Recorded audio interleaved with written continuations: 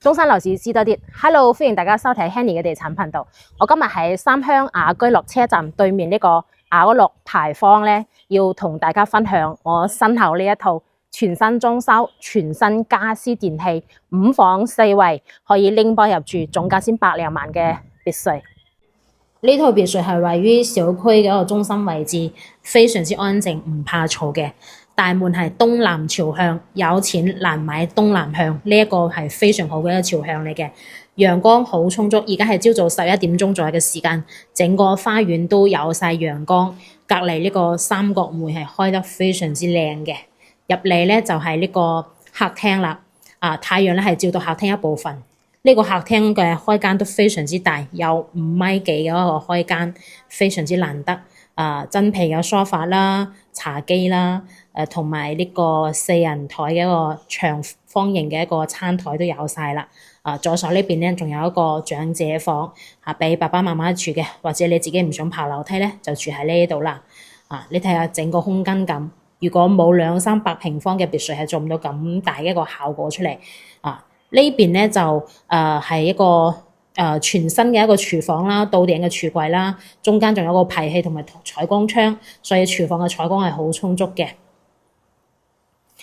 再過嚟呢一邊咧係一個公廁嚟嘅，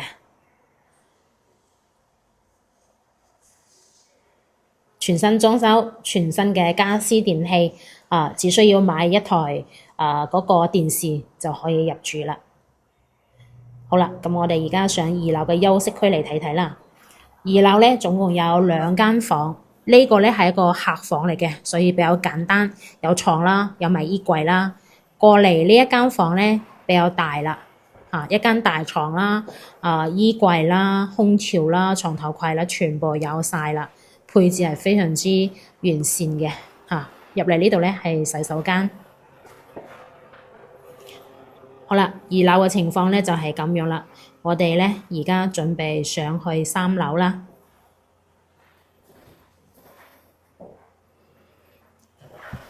3樓咧整一層都係主人房嘅空間嚟嘅。以前嘅格局咧3樓就係頂樓，但係咧而家3樓上邊仲有一個閣樓，係業主後期自己改嘅。咁主人房嘅呢個床啦、櫃啦，亦都係有晒啦，空調啦，亦都係有晒啦嚇。